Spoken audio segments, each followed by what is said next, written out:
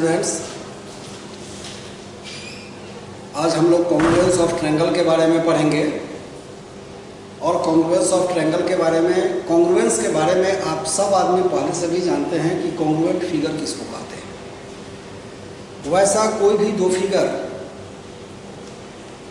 जिसका शेप और size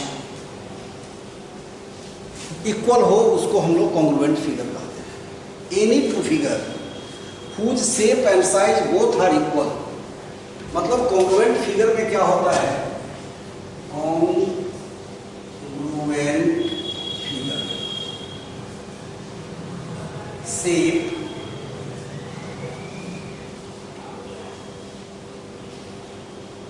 and size ये दोनों इक्वल होना चाहिए।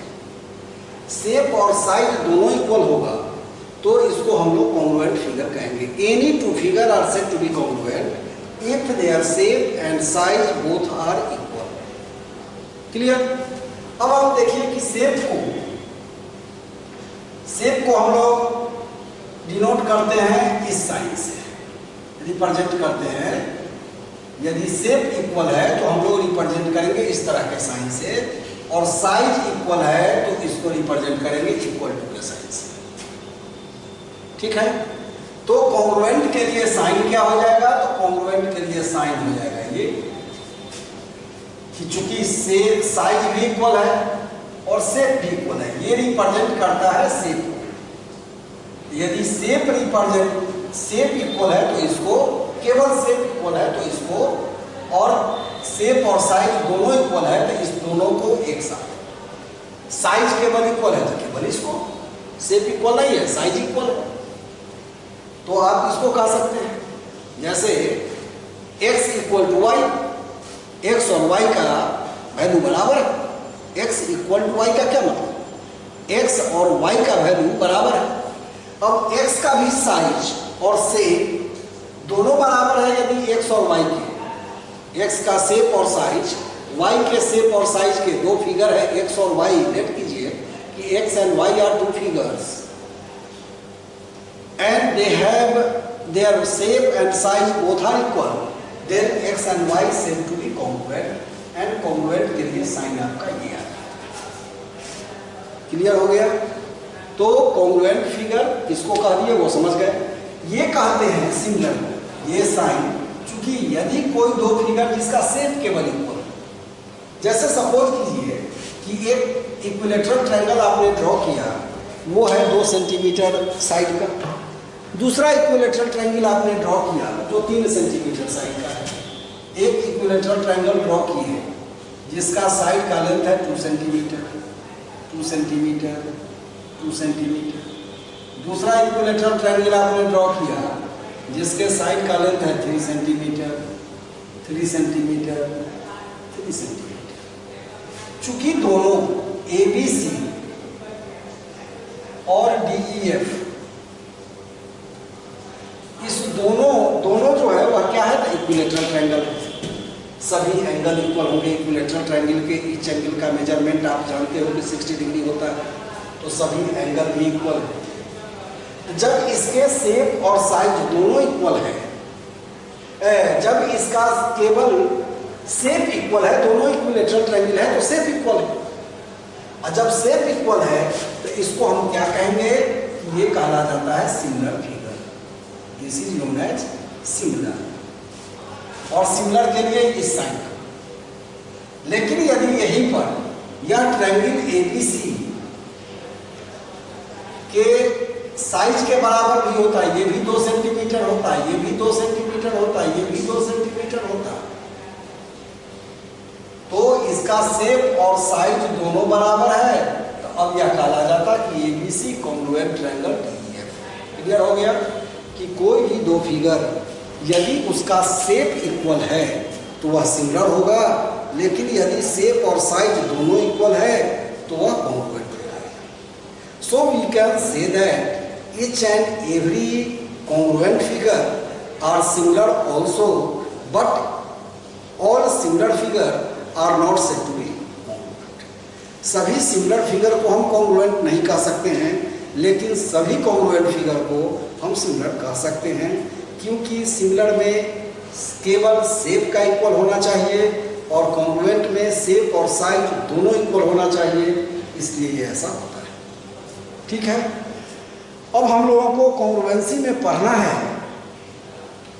ट्रायंगल के बारे में, कॉन्ग्रुएंस ऑफ ट्रायंगल। तो हमने आपको बताया कि कोई भी दो फिगर कॉन्ग्रुएंट होगा यदि उसका शेप और साइज दोनों इक्वल हो। हम लोगों के अभी जो हम लोगों के सिलेबस में है वो है कॉन्ग्रुएंस ऑफ ट्रायंगल। ये टॉपिक बहुत ही इंपॉर्टेंट है और इसका यूज न केवल 9th में, इसका यूज 10th, 11th, 12th किसी भी तरह के कॉम्पिटिटिव एग्जाम में भी इसका यूज हमेशा आगे मिलेगा। अभी आप क्लास 9th में इस बात को जान लीजिए कि यदि आपको कॉन्ग्रुएंसी पर 100% यदि आप 90%, 95% यदि आप ये कर लेते हो, कंट्रोल कर लेते हो, तो लगभग ज्योमेट्री का चैप्टर आपके लिए बहुत ही इजी हो जाएगा। इसलिए इस टॉपिक को बहुत ही ध्यान से समझना है। इस टॉपिक में 2-3 टर्म कंफ्यूजन क्रिएट करते हैं। वो क्या है? तो एक कॉरस्पॉन्डिंग एंगल और एक है कॉरस्पॉन्डिंग साइड्स। इस दोनों के बारे में आज हम आपको बतलाएंगे कि कॉरस्पॉन्डिंग साइड्स कैसे निकालते हैं, कॉरस्पॉन्डिंग एंगल कैसे निकालते हैं, कैसे आप लिखेंगे कि कौन फिगर किसके कॉन्ग्रुएंट है। तो इन सब चीज़ों के बारे में आज जनरल इंट्रोडक्शन हम आपको बतलाने जा रहे हैं। ऐसे अभी हम लोगों को पढ़ना जो है वो है congruence of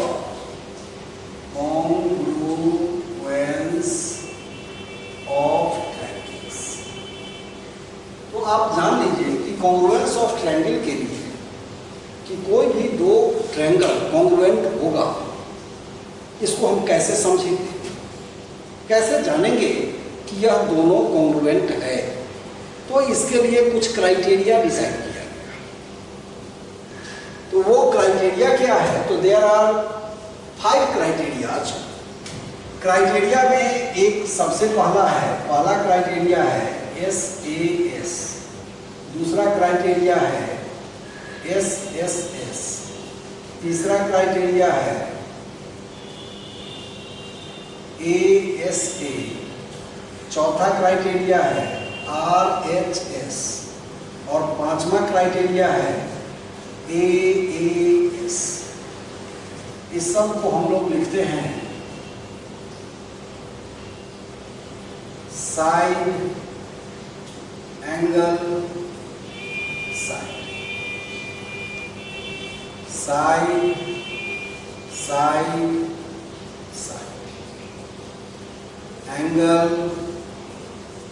side, right angle,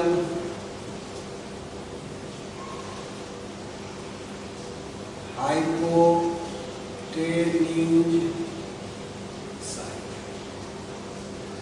और एंगल साइड। ये 5 है। अब देखिए जैसे लिखा हुआ है उसी तरह से SAS, इसको हम लोग कैसे कहेंगे कि इसका स्टेटमेंट क्या देंगे, इसके बारे में जानेंगे कैसे। तो किसी भी दो ट्रायंगल का, जैसे मान लीजिए कि ABC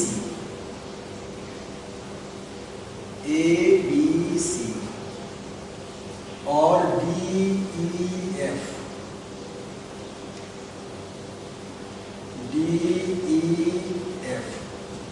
दो ट्रायंगल है।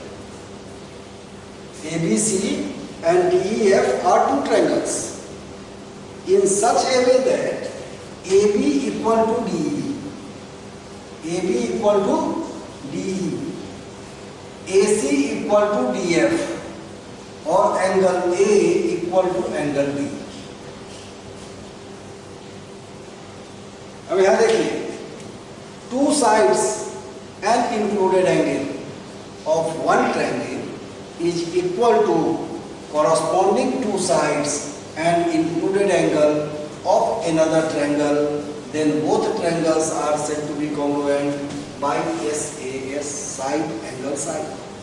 दो side and included angle. If two sides and included angle of one triangle is equal to corresponding two sides and included angle of another triangle, then both triangles are said to be congruent. एकदम easy है। पहला इसका जो theorem कहिए, axiom कहिए, जो कहिए आप इसको, इसलिए कि आपके बुक में यह थ्योरम के रूप में लिखा हुआ है, लेकिन जनरली इसको हम लोग एक्सियम के रूप में लेते हैं। एक्सियम के बारे में आप जानते हैं कि एक्सियम क्या है, the statement which has no need to proof, लेकिन आपके बुक में इसको भी प्रूफ किया गया है सिमिलर शेप और साइज को दिखलाते हुए। तो इसको हम लोग प्रूफ करेंगे, लेकिन अभी आप केवल यह जान लीजिए कि ये स्टेटमेंट, इस सब का मीनिंग क्या हुआ।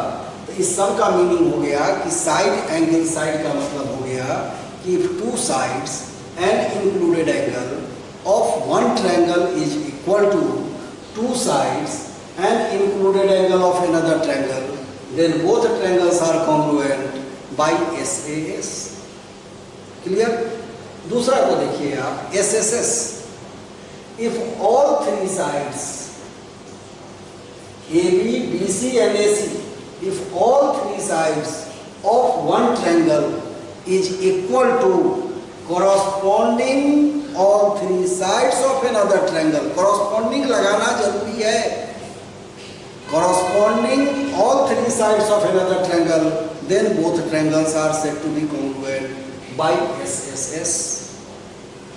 फिर से सुन लीजिए, SSS मतलब तीनों side, all three sides of one triangle, all three sides of one triangle is equal to corresponding all three sides of another triangle, then both triangles are said to be congruent by SSS. Third, ASA. अब यहाँ पर क्या देख रहे हैं, दो angle है, बीच में साइड है, दो एंगल और बीच का साइड। तो यहाँ पर क्या कहेंगे, if two angles and included side of one triangle, if two angles,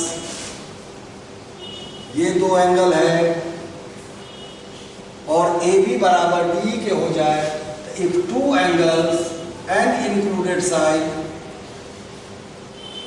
two angle or included side of one triangle is equal to corresponding two angle and included side of another triangle, then both triangles are said to be congruent.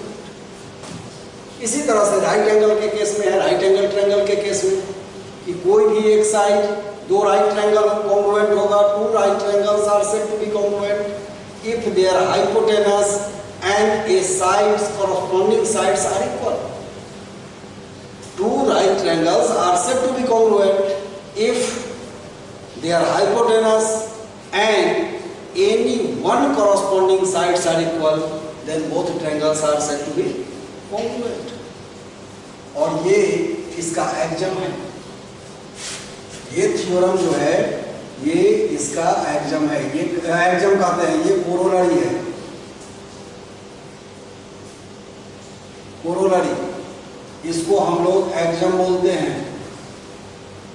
और ये तीन आपका theorem में आता है, इस तीनों को हम लोग प्रूफ करेंगे एस की सहायता से ही, ठीक है। तो जिसकी सहायता से प्रूफ, इसको कोई जरूरी नहीं है प्रूफ करने का, लेकिन आपके बुक में चूंकि यह प्रूफ किए हुए हैं इसलिए इसको भी हम प्रूफ करके बतलाएंगे। अभी हम लोग कॉरस्पॉन्डिंग साइड्स और कॉरस्पॉन्डिंग एंगल के बारे में समझ रहे हैं। क्राइटेरिया को थोड़ा बहुत समझ लिए, इसको एक बार देख लीजिएगा, फिर हम कल अगले वीडियो में इसके बारे में और डिटेल से बतलाएंगे। अभी आप कॉरस्पॉन्डिंग एंगल और कॉरस्पॉन्डिंग साइड्स क्या होता है ट्रायंगल का, उसके बारे में जानिए। जैसे यहाँ देखिए ABC और DEF, यहाँ पर आपने क्या देखा,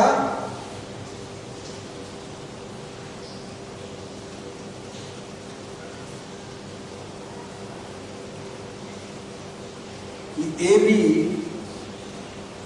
equal to D, AC angle A equal to angle D, और AC equal to D F. ये क्या है? तो गिवन है।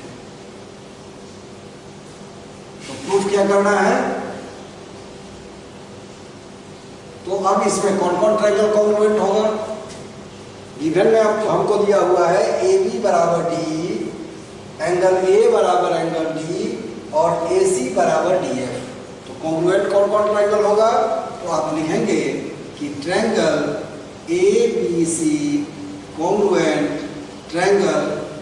अब देखिए एंगल ए के बराबर क्या है? Angle D. यहाँ ए का पोजीशन कहाँ है? फर्स्ट में। तो आप इधर डी को, चूंकि एंगल ए एंगल डी के बराबर है, तो ए के जगह पर यहाँ पर फर्स्ट पोजीशन पर डी दीजिए। हो गया। अब आप देखिए यहाँ ए के साथ बी है, तो यहाँ डी के साथ क्या है? ई। तो इस जगह पर ई दे दीजिए।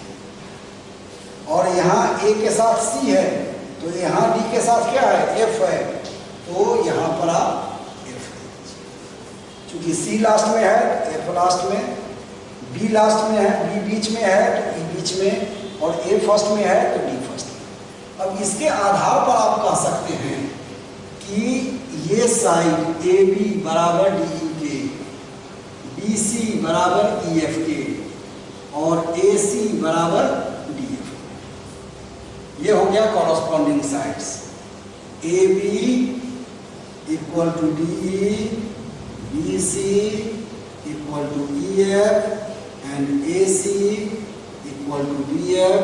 ये हो गया कॉरस्पॉन्डिंग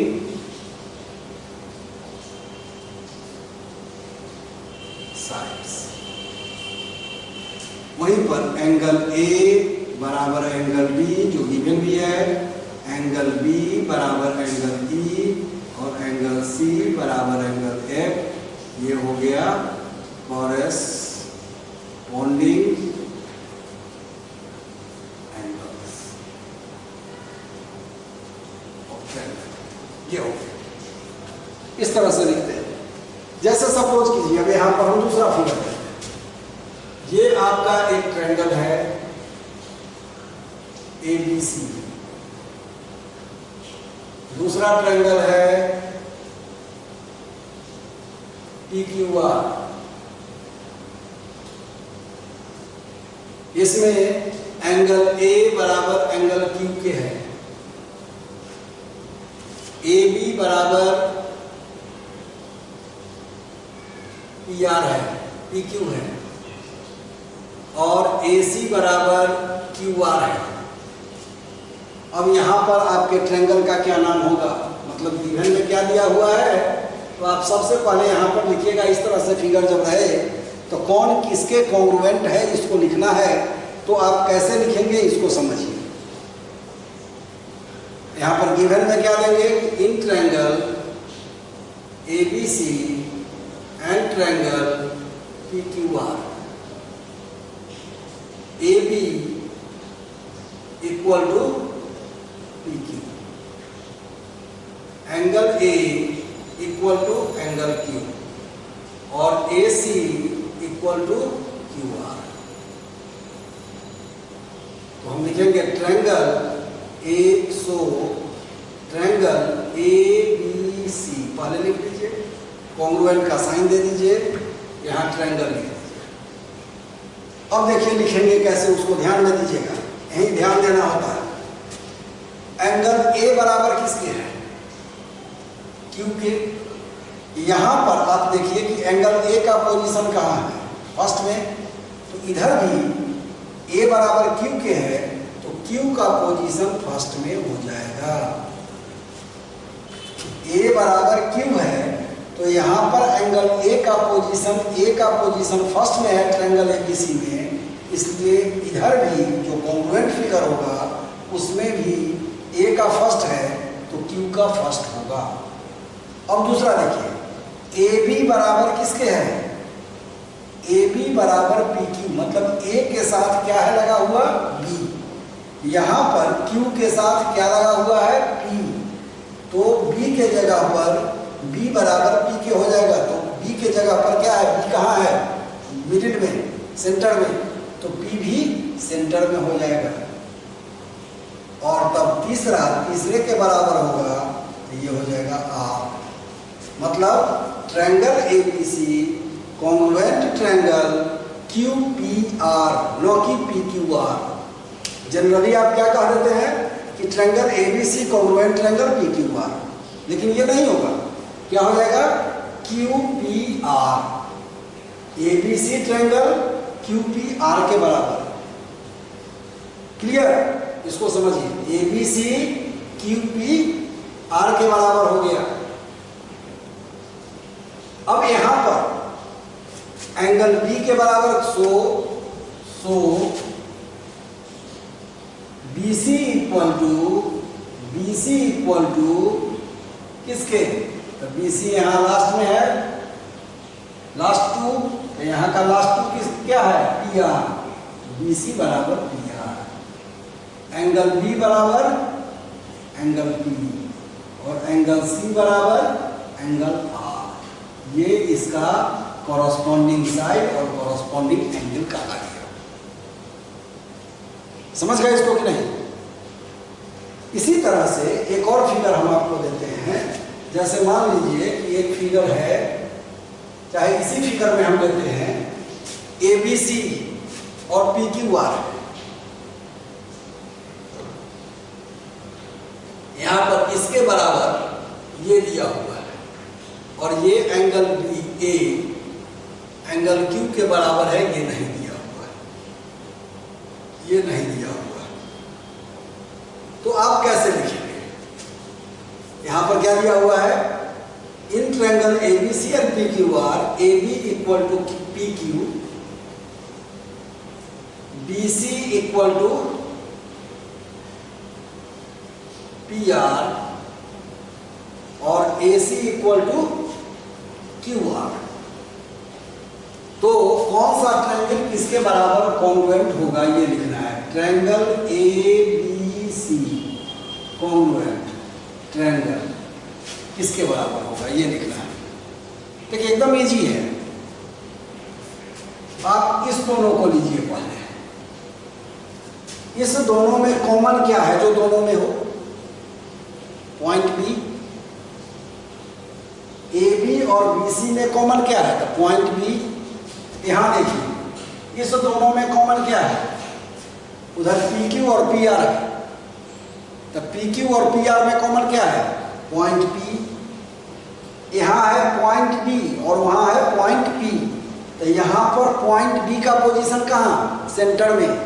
इधर भी पॉइंट पी का पोजीशन कहां होगा? तो सेंटर में।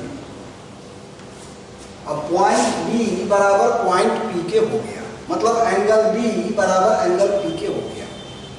अब आप इसके बाद इस दोनों को लीजिए।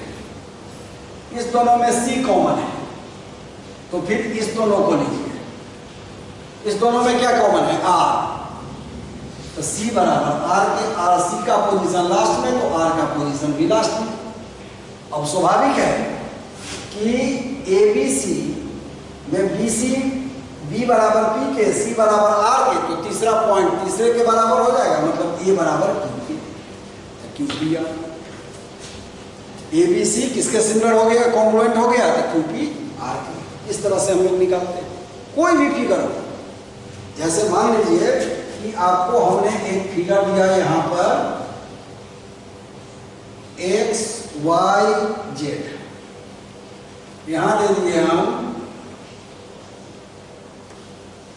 पी क्यू आर, ये बराबर इसके, ये बराबर इसके,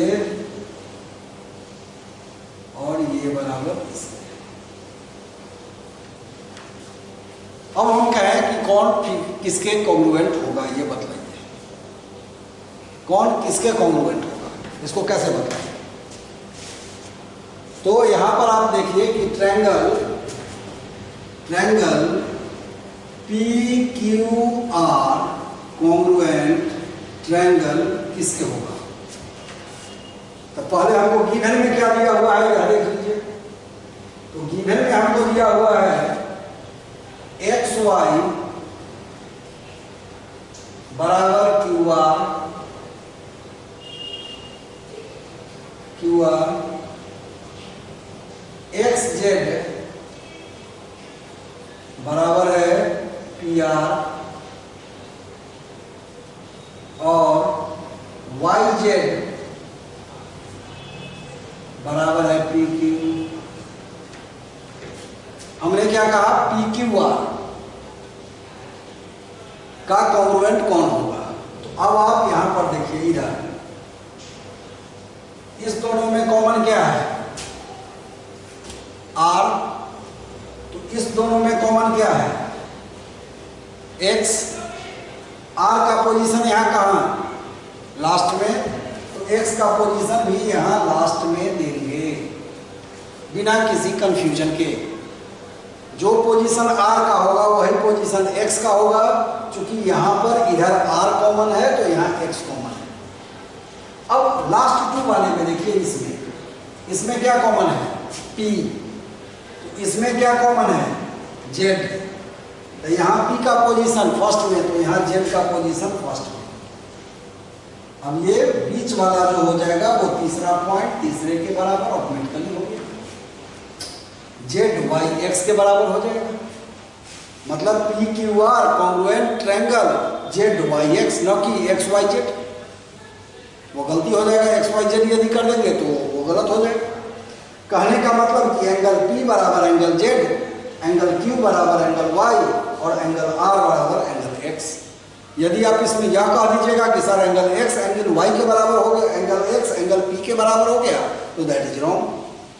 एंगल एक्स एंगल आर के बराबर होगा, कॉरस्पॉन्डिंग एंगल है। एंगल वाई एंगल क्यू के बराबर होगा, कॉरस्पॉन्डिंग एंगल है। एंगल जेड एंगल पी के बराबर होगा, कॉरस्पॉन्डिंग एंगल है। पूछेगा क्यों, तो sir P Q Y Z के कॉरस्पॉन्डिंग साइड है, क्यू आर एक्स वाई के कॉरस्पॉन्डिंग एंगल है और पी आर एक्स जेड के कॉरस्पॉन्डिंग एंगल है। इसलिए ये ट्रायंगल इस तरह से लिखा है। तो ये कॉरस्पॉन्डिंग एंगल और कॉरस्पॉन्डिंग साइड्स होते हैं, इसको ध्यान देना है, इसको बनाना है। और इसमें एक बार इसको देख लीजिएगा। कल हम अगले क्लास में, अगले वीडियो में हम इन सब को पहले इसमें से दो को प्रूफ करेंगे, दो दो करके प्रूफ करेंगे। हड़बड़ा के नहीं आगे बढ़ना है। इस दो को कल हम प्रूफ करेंगे, इसको किसी दो को, इसमें से कोई दो को हम कल प्रूफ करेंगे। उसके बाद और आगे का सॉल्यूशन हम लोग तैयार करेंगे, पढ़ेंगे। ठीक है, कोई प्रॉब्लम नहीं। Okay, bye.